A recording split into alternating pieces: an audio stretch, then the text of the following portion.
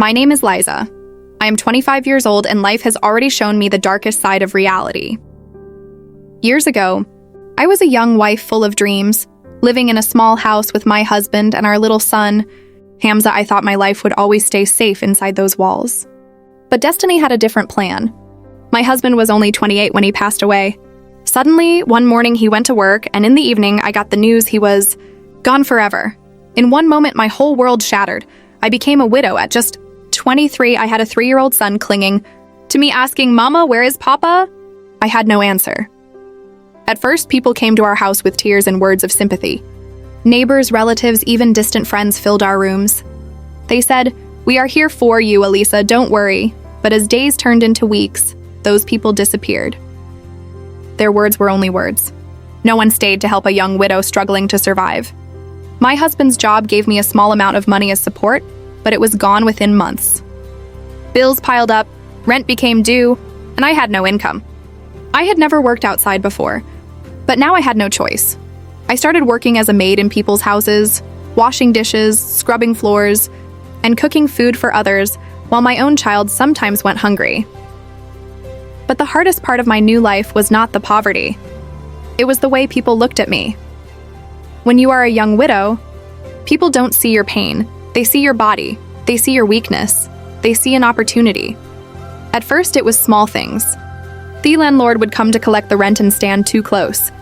His eyes scanned me in ways that made me shiver. He would say, "Elisa, you are too young to live alone.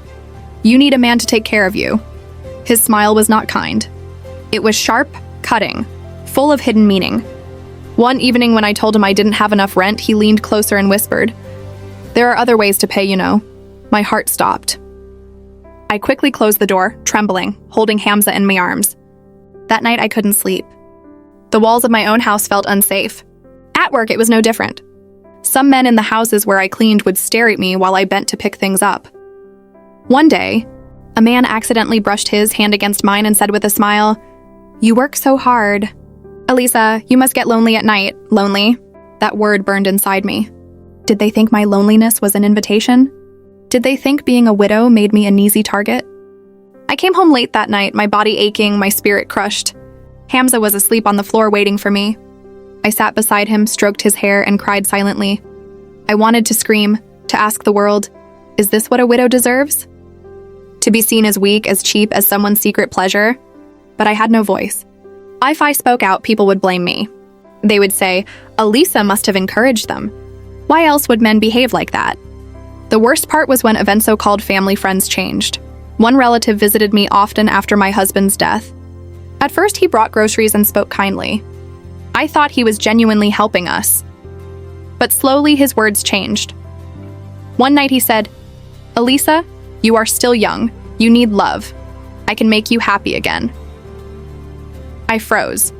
His hand reached toward mine. My chest tightened. My body screamed to run. I pulled back and said firmly, "Please leave." He looked at me with anger and said, "Don't act innocent. Without me, how will you survive?" That night, I locked the door and hugged Hamza tightly, his small arms wrapped around my neck, his innocent voice asking, "Mama, why are you crying?" How could I explain to a child that his mother's world was full of shadows? Days turned into months. My routine was simple. Wake up early, prepare Hamza for school, then work in 3 different houses till evening. My body grew weaker, but I kept pushing. Not for myself, but for him. But no matter where I went, the same whispers, the same stars, the same offers followed me. At 23, my beauty, which should have been a blessing, became a curse. Men thought my smile was an invitation. My silence was agreement. My struggles were a chance to take advantage. I began covering myself even more, avoiding eye contact, speaking less. Still, it didn't stop. Once, while returning home at night, a group of young men followed me down the street, calling out dirty jokes. I held Hamza Shan tightly and walked faster, my heart pounding. That night, I realized how unsafe it truly was. Hamza was only 8 then, but he noticed. He would hold my hand protectively, saying, "Mama, don't worry. I will grow up and take care of you." His innocent words gave me strength, but deep down I was breaking. The world saw me as a widow, a weak woman, an object. Only my son saw me as a mother. Only he understood my pain. But this is not the end of my story. because even in the darkest struggles, light can appear. Hamza, my little boy, would grow up to become more than I could ever imagine. And that is where my life began to change. After years of living in fear, humiliation, and endless work, I slowly accepted that this was my life. My body was tired, but my spirit refused to die because I had one reason to keep moving forward. My son Hamza was no longer a small child. By the time he turned 12, I could see something strong in his eyes, something beyond his age. He had watched me suffer. He had seen the landlord's dirty stares, the neighbors' whispers, and the cruel jokes on the streets. He knew even as a child that his mother lived in a world that was not safe. One evening when I returned home late after cleaning 3 houses, I found Hamza waiting outside the door. He ran to me and said, "Mama, I'll never let anyone hurt you again. One day I'll become strong and you'll never have to cry." I smiled through my tears, but inside I wondered, how can a boy carry such a heavy promise? But Hamza was not like others. He studied harder than anyone in his class. When other children played, he read. When they laughed, he worked. Sometimes he stayed hungry so that I could eat.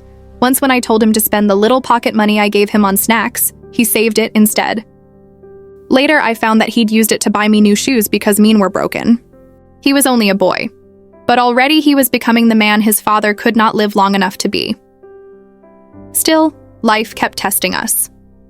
One afternoon, I was cleaning the floor in a house when the owner, a middle-aged man, came and stood behind me. I felt his shadow before I even saw him. He said softly, "Elisa, why do you work so hard? If you were mine, you wouldn't need to lift a finger." I froze. His hand touched my shoulder. My stomach twisted with fear. I pushed his hand away and said, "Please respect yourself and me." He smirked and whispered, "Respect? Respect doesn't fill your stomach. Think about it." I left the house shaking. When I reached home, Hamza noticed my tears. He didn't ask questions. But that night I heard him whisper to himself, "One day, Mama, I'll make them all regret it." That was the day I realized something. While society was trying to break me, it was shaping my son into steel. Years passed. Hamza entered high school and continued to shine. His teachers loved him for his discipline. One teacher, Mr. Farhan, noticed his potential and often encouraged him. "Hamza, you're not just bright, you're special. You can change lives, starting with your mother's." Hamza took those words seriously. He began tutoring younger kids after school, earning small amounts of money. Instead of spending it on himself, he would quietly put it in my hand. "Mama, buy something for yourself," he would say with a smile. Sometimes when I was too exhausted to cook, Hamza would prepare simple meals. He even learned tausu buttons on his shirt so that I didn't have to. In every action, he was protecting me, lifting me, loving me, not just as a son, but as the only man of the house. By the time he was 16, he had won a scholarship to study abroad. The day I received the acceptance letter, I held it in trembling hands. My tears fell onto the paper. Hamza hugged me tightly and whispered, "Mama, your struggle ends here. I promise." The night before his flight, I couldn't sleep. I kept thinking of all the days we had gone hungry, all the insults, all the unwanted hands that had tried to touch me, all the nights I cried into my pillow. And now my son was leaving to build a new life, a life born from all that pain. In the airport, as Hamza hugged me one last time, he said, "Mama, you've been both mother and father, Tom. You never gave up. Now let me fight for you." When he left, I felt both empty and full at the same time. Months later, he called me from abroad. His voice was filled with joy. "Mama, I got a part-time job. I'll send money home every month." And he did. For the first time in years, I didn't have to scrub floors or beg landlords for mercy. Slowly, our house changed. We bought furniture. We filled the kitchen with food. Hamza kept sending more saying, "Mama, I want you to rest." Years went by, and Hamza graduated with honors. When he finally came home, he was not the little boy I once carried. He was tall, confident, and proud. In his hand was a job contract. He had been offered a high-paying position. The day he returned, our house was filled with relatives who once ignored us. They smiled. They congratulated. They pretended they had always cared, but Hamza didn't care about them. He only cared about me. He hugged me tightly and whispered, "Mama, we made it. This house is yours. Your tears are finished." At that moment, I realized something. Society had tried to break me with poverty, with abuse. with dirty looks and dirty offers, but it failed. Why? Because love, pure, innocent love between a mother and her son was stronger than all of it. Hamza didn't just give me money. He gave me dignity back. Widows are not weak. They are survivors. But society often sees them as objects instead of human beings. People must understand that behind every widow is not just a woman, but a mother, a sister, a daughter, someone who deserves respect, not exploitation. And sometimes the greatest strength comes not from outsiders, but from the children they raise with love and sacrifice. Hamza's story is proof. One act of compassion, one child's determination can rebuild a broken family. Thanks for watching, and don't forget to subscribe to my channel Pro English Stories for more interesting stories.